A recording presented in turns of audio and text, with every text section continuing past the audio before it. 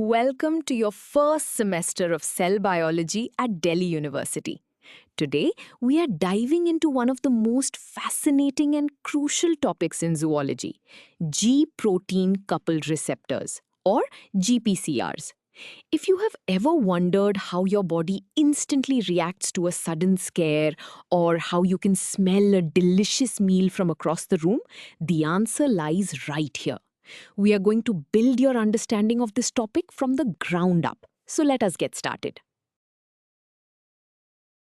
To begin, let us imagine your cell is a highly secure fortress. Why does this matter? Because the cell must protect its DNA and internal machinery from the chaotic outside environment.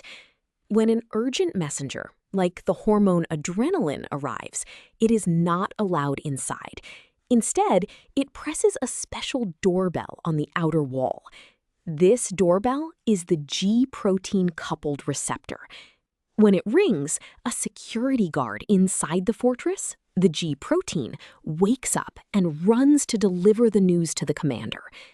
This brilliant system allows the cell to respond to outside signals safely without ever letting foreign molecules cross the protective membrane. Now that we understand the analogy, let us look at the formal biological definition. A G protein-coupled receptor is a massive protein embedded directly into the plasma membrane of the cell. Its most defining feature is its unique structure. It weaves in and out, crossing the membrane exactly 7 times. Because of this, biologists often refer to them as 7 transmembrane receptors. When a specific chemical signal, known as a ligand, approaches the cell, it binds to the outer portion of this receptor. This binding event is the crucial first step in cellular communication, setting the stage for everything that happens next inside the cell. So, what happens after the ligand binds to the outside? This brings us to the activation cascade. The binding causes the entire GPCR to change its 3-dimensional shape. This physical twist reaches the inside of the cell, where it wakes up a nearby G protein. It is called a G protein because it binds to a nucleotide called GTP. Once activated, the G protein actually splits apart and triggers a massive chain reaction of chemical events. This cascade often produces secondary messengers, such as cyclic AMP. Ultimately, this process translates a single chemical signal from the outside into a massive, coordinated response inside the cell. Understanding how these receptors work naturally leads us to ask, why are they so important to our daily lives? GPCRs are absolutely vital for your survival and everyday functioning. Without them, you would not be able to perceive the world around you. They are directly responsible for your senses of sight, smell, and taste. Beyond your senses, they constantly regulate your internal environment, controlling your heart rate, blood pressure, and even your mood. They do this by responding to essential hormones and neurotransmitters like adrenaline, dopamine, and serotonin. Without GPCRs, our cells would be completely deaf and blind to their surroundings. Because these receptors control so many critical functions, they have become incredibly important in modern medicine. In fact, GPCRs are the primary target for nearly half of all prescription drugs available today. When someone uses an asthma inhaler to open their airways or takes an antihistamine for allergies, those medications are directly interacting with GPCRs. They are also fundamental in treatments for heart disease, helping to manage blood pressure and cardiac rhythms. By understanding how to stimulate or block these molecular doorbells, pharmacologists can design treatments that save millions of lives, making complex multicellular life and modern medicine possible. Now that we know how crucial these receptors are, Let us look at how we measure their activation mathematically. This formula comes from the principles of chemical equilibrium, and it describes fractional occupancy. The symbol Y represents this fractional occupancy, which is a number between 0 and 1, indicating the proportion of receptors currently bound to a ligand. The symbol L in brackets is the concentration of the free ligand outside the cell, measured in molarity. The symbol Kd is the dissociation constant, which represents the receptor's natural affinity for the ligand. When the ligand concentration increases, more receptors are activated, so Y increases. Conversely, a higher Kd means the receptor has a lower affinity, meaning it requires a much higher concentration of the ligand to achieve the same level of activation. Before we move on, let us see this formula in action with a concrete example. Imagine a heart muscle cell exposed to adrenaline during a mild stress event. We are given that the dissociation constant, Kd, is 4 nanomolar, and the adrenaline concentration, L, rises to 12 nanomolar. We want to find the fractional occupancy to see how strongly the cell is stimulated. We chose this formula because it directly relates concentration and affinity to receptor activation.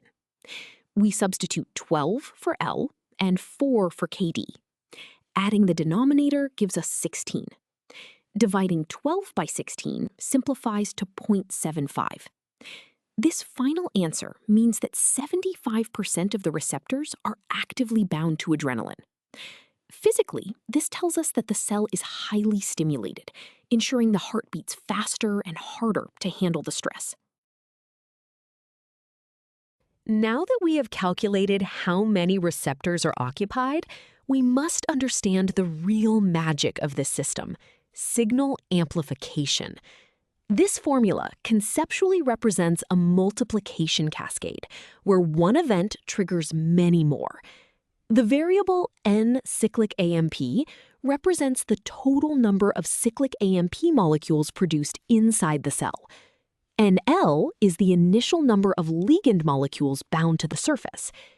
Ag is the amplification factor at the G protein level, meaning how many G proteins one receptor activates. Finally, AE is the amplification factor of the effector enzyme, representing how many cyclic AMP molecules one enzyme produces. If any of these variables increase, the final cellular response grows exponentially. A tiny whisper of a signal on the outside becomes a massive shout on the inside. Let us apply this amplification formula to see exactly how powerful this cascade is. We are given that exactly 5 molecules of adrenaline bind to the cell. Each receptor activates 20 G proteins, so Ag is 20. Each G protein activates an enzyme that produces 1,000 cyclic AMP molecules, so AE is 1,000. We need to find the total number of secondary messengers generated. We multiply these values in sequence, starting from the outside of the cell and working inward. First, 5 times 20 gives us 100 activated G proteins. Next, we multiply this intermediate result by 1,000, representing the massive production of cyclic AMP in the cytoplasm. The final answer is 100,000 molecules. Physically, this proves how GPCRs act as massive biological amplifiers, turning just 5 external molecules into a massive internal response of 100,000 molecules. To truly cement our understanding, let us look at this entire process visually. Here, you are seeing a cross-section of the cell membrane. Notice the large GPCR protein weaving through the lipid bilayer exactly 7 times. At the top, on the outside of the cell, you can see the adrenaline ligand securely bound to the receptor. Follow the arrows downward to the inside of the cell. You can see the G protein has split, and its active subunit is moving over to turn on the adenyl cyclase enzyme. Finally, look at the multiple arrows pointing away from the enzyme, representing ATP being rapidly converted into numerous cyclic AMP molecules. This diagram beautifully captures the physical reality of the amplification cascade we just calculated. We have covered a lot of ground today, so let us summarize the most important ideas. First, remember that G protein-coupled receptors act as molecular doorbells, allowing cells to sense their environment without letting foreign molecules inside. Second, we learned that this system relies on a massive amplification cascade, turning a tiny external signal into a powerful internal response, using secondary messengers like cyclic AMP. Finally, we saw how mathematical formulas for receptor occupancy and signal amplification allow us to quantify exactly how a cell will react. You now have a solid foundation in one of the most fundamental concepts in cell biology and pharmacology. Great job!